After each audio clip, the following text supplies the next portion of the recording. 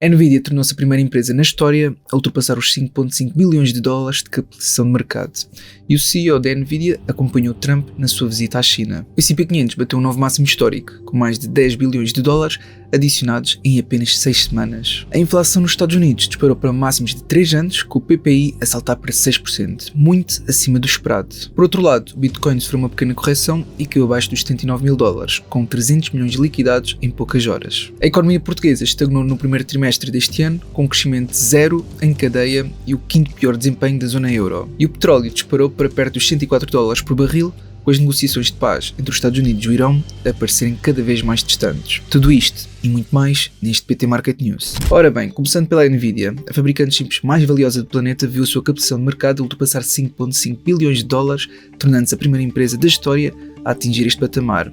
E o que impulsionou este salto foi que o CEO da Nvidia apareceu a bordo do Air Force One ao lado de Donald Trump na primeira viagem para Pequim, alimentando especulações de que a empresa poderá ganhar acesso ao mais amplo mercado chinês. A Nvidia vale agora mais do que o PIB de todos os países do mundo, exceto dos Estados Unidos e a China. Ultrapassou até a prata como o segundo maior ativo do planeta. E não foi só o CEO da Nvidia no avião, Trump levou consigo uma verdadeira delegação de peso, com Elon Musk, Tim Cook da Apple, Larry Fink da BlackRock, entre outros. No total, os líderes a bordo representam mais de 25 bilhões de dólares em captação de mercado e ativos combinados. Isto será uma tentativa clara de reset económico com a China, depois de meses de guerra comercial que abalou semicondutores, cadeias de abastecimento e mercados globais. Os mercados reagiram em força. O índice do S&P 500 fechou no novo máximo histórico, acumulando uma subida de 18% desde o mínimo de 30 de março. Para pôr isto em perspectiva, foram adicionados mais de 10 bilhões de dólares em captação de mercado em apenas 6 semanas e temos um índice da Nasdaq que também registrou o fecho mais alto de sempre.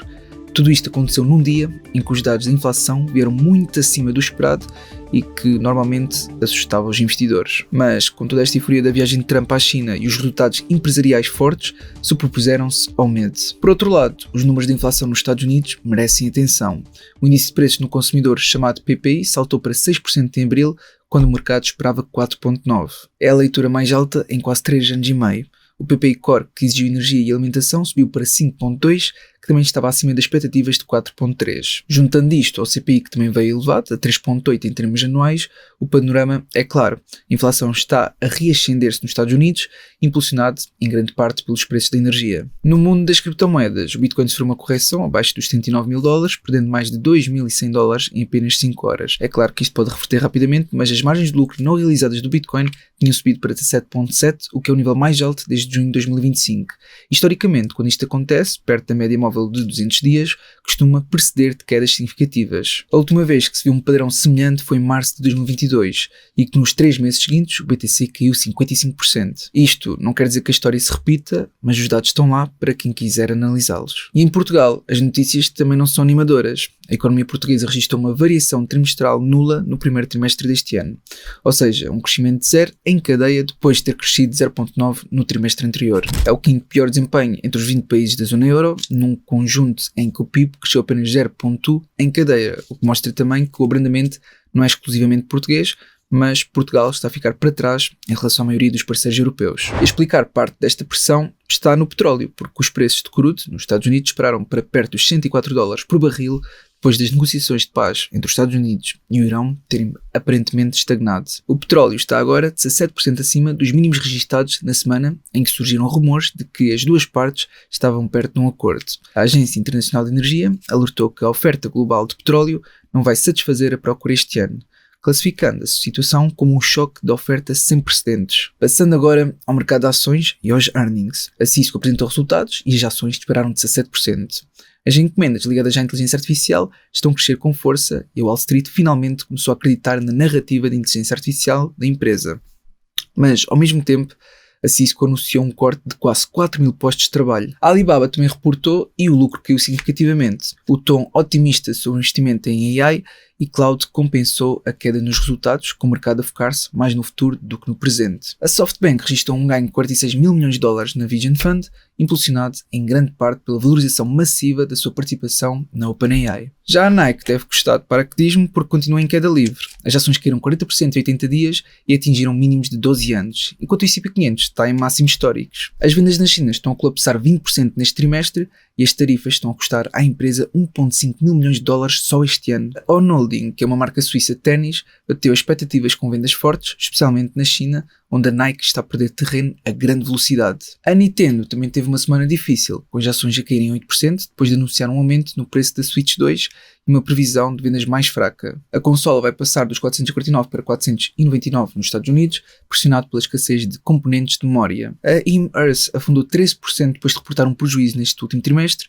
e a dar orientações fracas para o resto do ano, mesmo depois de ter fechado um acordo com a Novo Nordisk. A Tencent reportou resultados mistos, com as receitas a ficarem abaixo do esperado, mas o gaming e a procura por AI a darem algum suporte. Na Coreia do Sul, o índice Kospi caiu 7% em 2 dias e a Samsung 10%.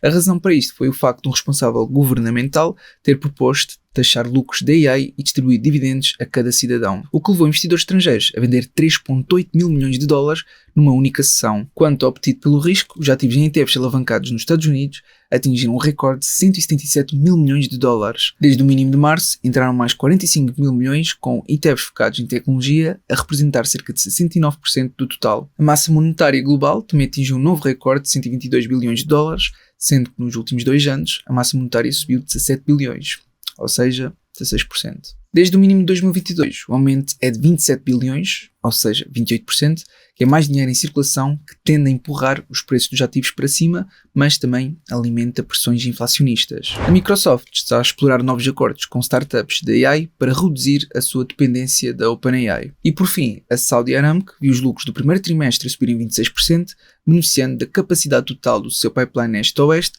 que tem ajudado a mitigar o choque energético causado pela guerra no Irão. Aproveito também para agradecer à Free24 por apoiar este vídeo, sendo que eles têm vários instrumentos financeiros, entre ações, ETFs, obrigações e por aí fora, em bolsas como a Nasdaq, New York Stock Exchange, entre outras, sendo que eles também têm várias ferramentas que permitem auxiliar na respectiva análise. Passando agora ao panorama económico mundial, a dívida das famílias americanas saltou 18 mil milhões de dólares no primeiro trimestre deste ano, que atingiu um recorde de 18,8 bilhões. Desde janeiro de 2020, a dívida das famílias disparou 4,6 bilhões, que é um aumento que foi liderado pelo crédito hipotecário, que subiu 21 milhões para um recorde de 13,2 bilhões. Além disso, as pesquisas no Google por "eu não consigo pagar o cartão de crédito" atingiram máximos históricos, o que mostra que o consumidor americano está claramente sob pressão. A União Europeia e o México vão assinar na próxima semana um grande acordo político e comercial que elimina praticamente todas as tarifas entre os dois blocos. É a primeira cimeira de alto nível entre as duas partes desde 2015, o que acontece num contexto em que a Europa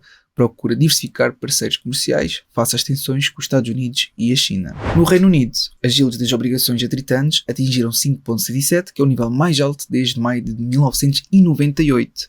As obrigações a 10 anos também ultrapassaram os 5,1, que é a primeira vez desde julho de 2008. O mercado está agora a prever 3 subidas de juros adicionais pelo Banco de Inglaterra antes do final do ano. E 84% das empresas do ICP bateram estimativas de lucros no primeiro trimestre, com uma margem média de 18,2%.